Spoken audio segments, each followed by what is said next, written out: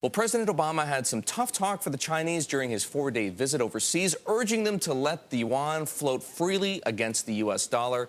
But our next guest says calling out the Chinese probably delayed, if anything, an end to the currency peg problem, and the U.S. should butt out of China's currency policy. Dennis Gartman is an economist and editor of the widely read Gartman Letter. He joins us this morning from Virginia Beach. Dennis, always nice to see you bright and early in the morning. I know you get up even earlier than me. Let's talk about the dollar and your concerns and criticism effectively over the way that the U.S. handled foreign exchange policy, you might call it, with the Chinese. Fill us in. Well, I think that it's ill-advised for a president of the United States to go to China, in a nation where face is terribly important, and impress upon them the need to revalue their currency higher. You get these things done by having Sherpas in the background, making certain that everything is moving along quietly. The Chinese have gone out of their way to say that eventually they will freely float the renminbi, but they will do it when it serves them to their best interests. We would say the same thing if somebody comes to us and mandates that we were to revalue our currency.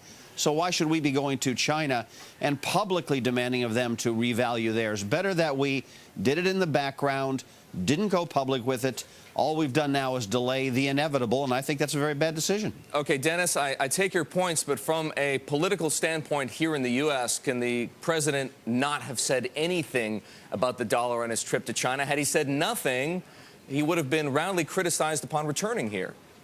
I don't think so. I don't think most of the American public, first of all, they don't know what the Chinese currency is.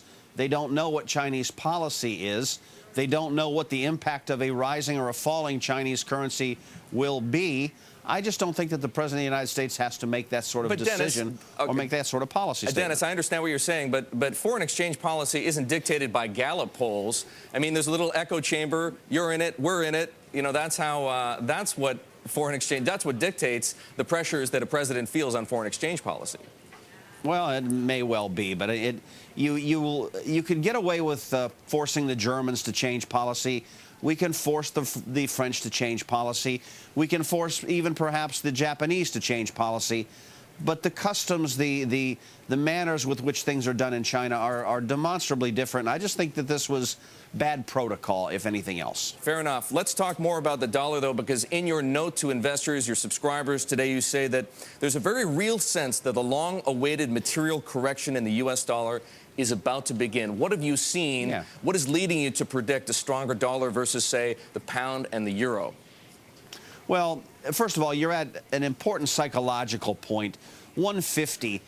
Historically, when you get to these big figures, these big figures in the foreign exchange market, it's amazing how often they turn out to be levels of resistance. So we got to 150 versus the euro.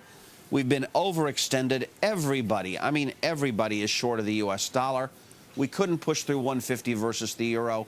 Why can't we trade back to 144, 145? That will make the market a good deal healthier. You'll take an awful lot of people who are short of the dollar, and that boat is very heavily laden. You'll wash a few of those people out. In the process, the market will get healthier again. A year from now, 6 months from now, is the dollar going to be lower than it is now? Will the euro be higher than where it is now? Oh, absolutely. But in the next week, is it possible, and indeed is it likely, that the dollar will get a bit stronger? Yeah, probably so. Okay, so you don't see a long-term reversal. Let's talk about the correlation, correlation between the dollar and stocks. Dollar is higher this morning. Stocks are lower. Gold is lower as well. How do you see this playing out over the next few weeks? It has been the way the game is played lately, isn't it? If the dollar goes down, stocks and gold go up. If the dollar goes up, stocks and gold go down. It doesn't make any sense in the long run, because if you say that the U.S. dollar goes lower, stocks go higher, please explain to me how, in the course of the past several months, the euro has gotten stronger, and lo and behold, French, German, British, Luxembourgese stocks have gone up.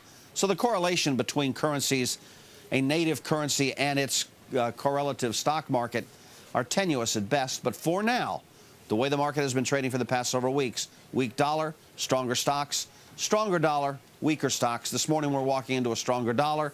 Stock prices are trading down. It's a knee-jerk reaction. All right, Dennis, we've run out of time. Dennis, great to have you. That's Dennis Gartman, editor of the Gartman Letter, speaking with us this morning about the dollar, stocks, and a little bit about gold.